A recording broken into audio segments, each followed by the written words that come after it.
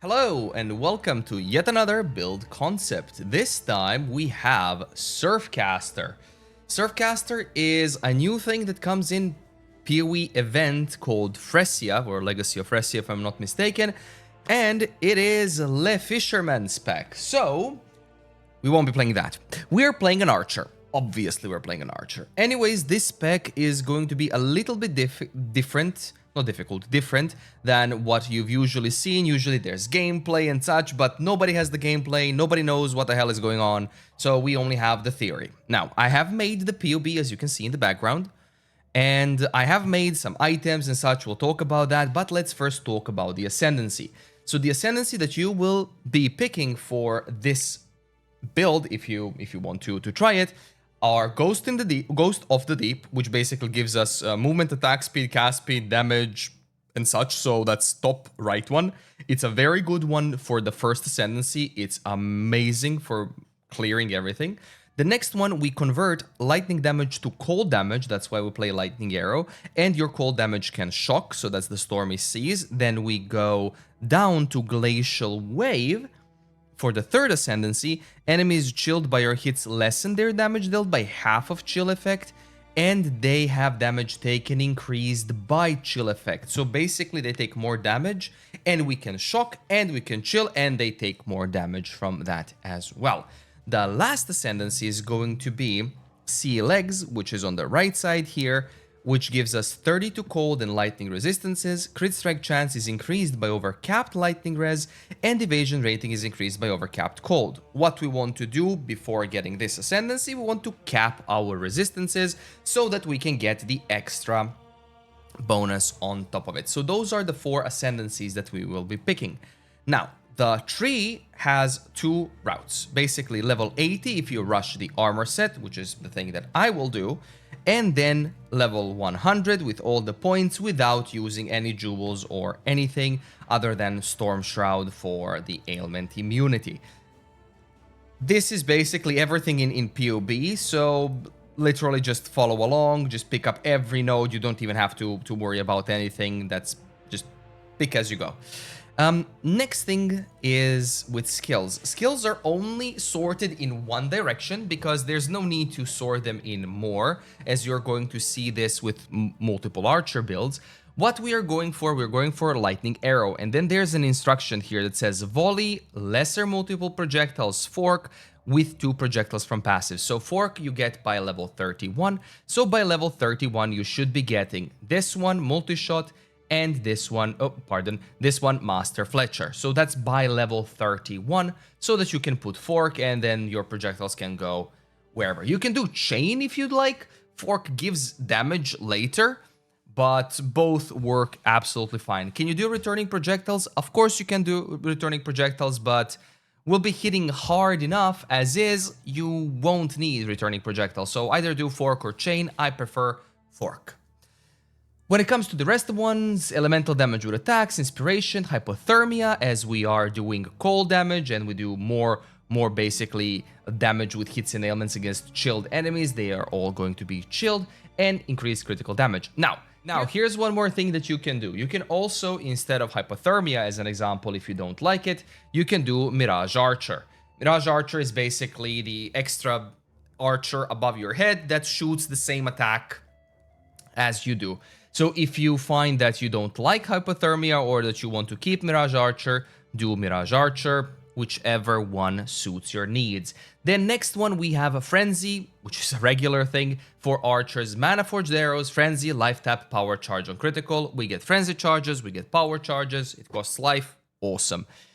Next thing is going to be a little bit more difficult. We have 4+2 links for auras.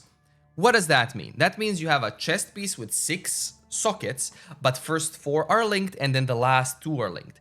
How do you get that? You go to the crafting bench and you either do 2 links, you click on the 2 links until you get it, or you click on the 4 links until you get it. That's basically it. We do not 6-link this because of an interaction in a second. Auras, the first 2 auras that you want Grace and Herald of Ice. However, Herald after second Ascendancy, because Herald is useless unless we have cold damage that can proc the chill and freeze so that Herald can explode, Herald of Ice. But once you get the second Ascendancy, that's when Herald of Ice becomes great. If you want to, instead of Herald of Ice, you can do Wrath, which we are going to do later. Grace, Herald of Ice, Wrath, and Enlighten. Why Wrath? Wrath gives us flat lightning damage with attacks. Why not the cold one? What was the cold one's name? Whatever. Why not the cold one? The cold one is just going to... Hatred, pardon. Why not Hatred? The Hatred is going to take the physical damage of your weapon, so of physical as extra cold. We are not going to go for physical weapon at the moment. This is for end game, where you go for maximum physical damage weapon. We are going with elemental weapon. That's why we don't do Hatred. So these four are going to be linked. Grace, Herald of Ice, Wrath, and Enlighten whenever you can afford it. So that one, and then Precision and Arrogance are going to be linked together because Precision is going to be reserved on life. Then you're going to ask, but I have low life, yada yada. You're an archer, live with it. You go boom, and you die instantly. But that's besides the point. Everything's gonna be frozen, so you're not gonna have to worry about it. As long as you can get at least 3.5k life, that'd be fine. This build doesn't have it because all the items are not done. I will explain that. But anyways, let's continue. Next four link, we have Sniper's Mark, Mark on Hit, Life Tap, and Flame Dash. This is basically to make Sniper's Mark, that projectiles you hit, like they split. Projectiles that hit cursed enemies is split, which basically gives us an additional few proges. That's basically it. Very simple. And defensive of choosing, you can choose Immortal Call or Steel Skin. You can do Immortal Call, cast when damage taken. And you can also do Life Tap on this one if you would like. But you have free 2 sockets. So you can do Portal, Cast on Death Portal. You can do Immortal Call, cast when damage taken, Life Tap, and a low-level Golem. Whichever option you would like. This is just the basic bog standard. You see map, you go map, you blast build. That's it. For items. Items are, we have any bow with lightning, cold, plus elemental damage. So cold, lightning, elemental damage with attack skills, as we are going for a cheaper version in the beginning. You can also use unique weapons. I have listed here some weapons you can use. As an example, Replica Wind Ripper, Lionized Glare, as well. Like, those are very good weapons. Some can be cheaper, some can be more expensive, but as long as you find a weapon that has no fire damage but has physical lightning cold, you should be fine. Absolutely, you don't need that much damage to clear endgame content, you will be fine. Later on, you can invest into something with more physical and solely physical. That will carry you over because we are going for 100% conversion. Next, quiver. You can see the crafted quiver. This one is basically from my video. All of these are linked in the notes. Helmet is basically any evasion helmet with life resistances. This repeats throughout the things, right? Throughout the items. You can also get some spell suppression chance, as we have 90. So you can grab additional 10% spell suppression, which is perfectly fine. 90, you'll be fine, but 100 would be optimal. But it's only level 80, so... you know, whatever. Rings, you need strength, int, life res, both for that and for amulet. As much int and strength as we need, as we will later on need a lot of it. Belt, Stygian, universally great belt with an abyssal socket with added cold, added lightning damage. GG, well played. For upgrades, and my videos for crafts in the notes, we have Replica Heat Shiver because we get 1% of lightning damage as extra cold damage per 2% shock effect on enemy, and we are shocking. And we have High-Res Ire. We add cold damage to bow attacks. We also get a lot of suppression, so you can remove some suppression from the tree, of course. And this will bring us over to a lot more damage done. Now for the gloves, there's the written craft here that you can use, and everything else is pretty much the same. Flasks are also there, so you can read through them as well.